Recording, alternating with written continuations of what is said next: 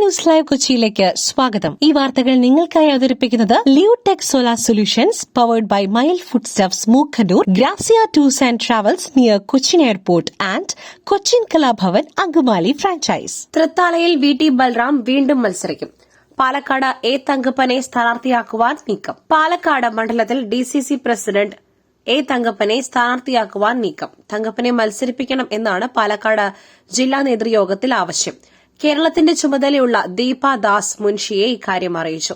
തൃത്താലയിൽ VT ബൽറാമും മത്സരരംഗത്തുണ്ടാകും. എന്നാൽ Pattambi seat ലീഗിന് കൊടുക്കില്ലെന്നാണ് വിവരം. പട്ടാമ്പി സീറ്റ് ലീഗിന് കൊടുക്കില്ലെന്നും പട്ടാമ്പി കോൺഗ്രസിന് തന്നെ വേണമെന്നും നേതൃയോഗത്തിൽ ആവശ്യമുയർന്നു. ശബരിമല സ്വർണ്ണക്കൊള്ള ഉണ്ണികൃഷ്ണൻ പോറ്റിയുടെ ജാമ്യാപേക്ഷയിൽ ജനുവരി 14 വിധി പറയും. ശബരിമല സ്വർണ്ണക്കൊള്ളയിൽ തിരുവിതാംകൂർ ദേവസ്വം ബോർഡ് മുൻ പ്രസിഡന്റ് A പത്മകുമാറിന് തിരിച്ചടി. ജാമ്യാപേക്ഷ കൊല്ലം വിജിലൻസ് കോടതി തള്ളി. ഉണ്ണികൃഷ്ണൻ പോറ്റിയുടെയും മുരാരി ബാബുവിന്റെയും റിമാൻഡ് കാലാവധി കൊല്ലം വിജിലൻസ് കോടതി 14 ദിവസം കൂടി നീട്ടി. ഉണ്ണികൃഷ്ണൻ പോറ്റിയുടെ ജാമ്യാപേക്ഷയിൽ വിജിലൻസ് കോടതി വാദം കേട്ടു. റിമാൻഡ് കാലാവധി 80 ദിവസം കഴിഞ്ഞതിനാൽ ജാമ്യം അനുവദിക്കണം എന്നാണ് പ്രതിഭാഗം വാദം. ഈ ഘട്ടത്തിൽ മുഖ്യപ്രതിക്ക് ജാമ്യം അനുവദിച്ചാൽ തെളിവ് നശിപ്പിക്കുവാൻ സാധ്യതയുണ്ടെന്ന് പ്രോസിക്യൂഷൻ വാദിച്ചു. 2 കേസുകളിലും ഉണ്ണികൃഷ്ണൻ പോറ്റി ജാമ്യാപേക്ഷ സമർപ്പിച്ചിരുന്നു. ജാമ്യാപേക്ഷയിൽ ഈ മാസം 14 വിധി പറയും. കുട്ടനാട്ടിൽ മത്സര ചിത്രം തെളിയുന്നു.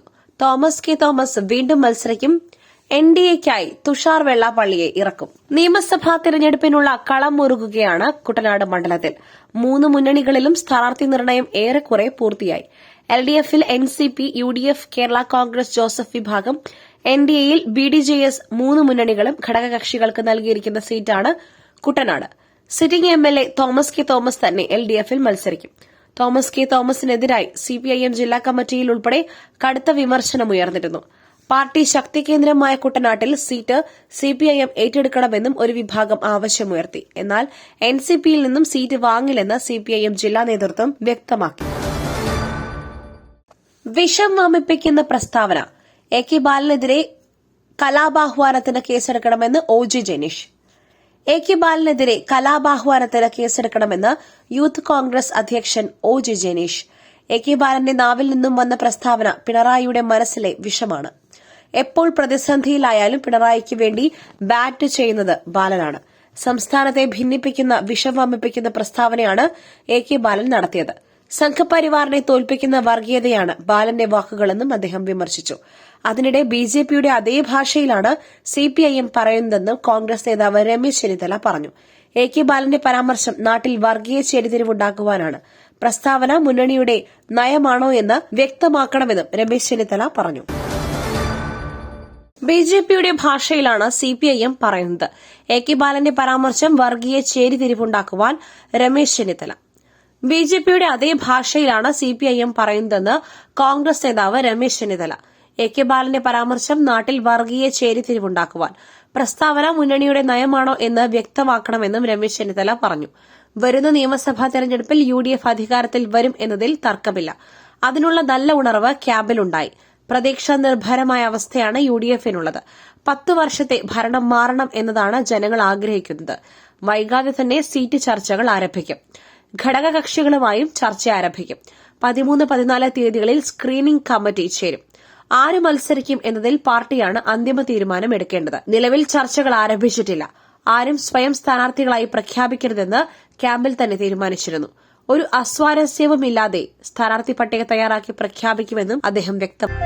പുട്ടു രുചികരമാവണമെങ്കിൽ മയിലിന്റെ പുട്ടുപൊടി തന്നെ വേണം. അതിന് ചെമ്പാപ്പുട്ടാണെങ്കിലും അങ്ങനെ തന്നെ. മയിൽ റൈസ് ആൻഡ് ഫുഡ് പ്രൊഡക്ട്സ്, ശ്രേഷ്ഠം സമ്പുഷ്ടം. ജമാഅത്തെ ഇസ്ലാമി കലാപത്തിന് ശ്രമിച്ചെന്ന പ്രസ്താവന AK ബാലൻ മാപ്പു പറയണം. നോട്ടീസ് അയച്ച് ജമാഅത്തെ ഇസ്ലാമി. വർഗീയ പരാമർശത്തിൽ AK ബാലനെതിരെ നോട്ടീസ് അയച്ച ജമാഅത്തെ ഇസ്ലാമി. ജമാഅത്തെ ഇസ്ലാമി കലാപത്തിന് ശ്രമിച്ചു എന്ന പ്രസ്താവന പിൻവലിച്ച് മാപ്പു പറയണം. ഒരാഴ്ചയ്ക്കകം പ്രസ്താവന പിൻവലിച്ചില്ലെങ്കിൽ ക്രിമിനൽ, സിവിൽ കേസുകൾ നൽകുമെന്നും വക്കീൽ നോട്ടീസിൽ പറയുന്നു. 1 കോടി രൂപ നഷ്ടപരിഹാരവും ജമാഅത്തെ ഇസ്ലാമി ആവശ്യപ്പെട്ടിട്ടുണ്ട്. നിയമസഭാ തെരഞ്ഞെടുപ്പ് ലക്ഷ്യം വെച്ച് മുസ്ലിം സംഘടനയ്ക്കെതിരെ വിദ്വേഷവും ഭീതിയും പടർത്തി മറ്റ് മതവിഭാഗങ്ങളുടെ വോട്ട് ഉറപ്പിക്കുകയാണ് AK ബാലന്റെ ലക്ഷ്യമെന്ന് വക്കീൽ നോട്ടീസിൽ പറയുന്നുണ്ട്. ജമാഅത്തെ ഇസ്ലാമി സെക്രട്ടറി ഷിഹാബ് പൂക്കോട്ടൂർ അഡ്വക്കേറ്റ് അമീൻ ഹസൻ വഴിയാണ് AK ബാലന് വക്കീൽ നോട്ടീസ് അയച്ചത്. ശബരിമല സ്വർണ്ണക്കൊള്ള എ പത്മകുമാറിന്റെ ജാമ്യാപേക്ഷ തള്ളി. ശബരിമല സ്വർണ്ണക്കൊള്ളയിൽ തിരുവിതാംകൂർ ദേവസ്വം മുൻ പ്രസിഡന്റ് എ പത്മകുമാറിന്റെ ജാമ്യാപേക്ഷ തള്ളി. കൊല്ലം വിജിലൻസ് കോടതിയാണ് ജാമ്യാപേക്ഷ തള്ളിയത്. ദ്വാരപാലക ശില്പങ്ങളുടെ കേസിലാണ് വിധി പറഞ്ഞത്. സ്വർണ്ണക്കൊള്ളക്കേസിൽ മുഖ്യപ്രതി ഉണ്ണികൃഷ്ണൻ പോറ്റിയുടെയും മുരാരി ബാബുവിന്റെയും റിമാൻഡ് വീണ്ടും നീട്ടി. 14 ദിവസത്തേക്കാണ് കൊല്ലം വിജിലൻസ് കോടതി റിമാൻഡ് ചെയ്തത്. മുരാരി ബാബുവും ഉണ്ണികൃഷ്ണൻ പോറ്റിയും വീണ്ടും ജാമ്യാപേക്ഷ നൽകി. 2 കേസുകളിലും നൽകിയ ജാമ്യാപേക്ഷ ഈ മാസം 14-ന് കൊല്ലം വിജിലൻസ് കോടതി പരിഗണിക്കും. എ പത്മകുമാർ ഗൂഢാലോചനയിൽ പങ്കെടുത്തയാളാണ് എന്നായിരുന്നു SITയുടെ കണ്ടെത്തൽ. പ്രോസിക്യൂഷൻ ഇത് കോടതിയെ അറിയിച്ചു.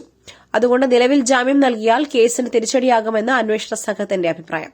ഇതും പ്രോസിക്യൂഷൻ കോടതിയെ അറിയിച്ചിട്ടുണ്ട്. മറ്റൊരു വാർത്തയുമായി കണ്ടുമുട്ടുന്നതുവരെ നന്ദി, നമസ്കാരം.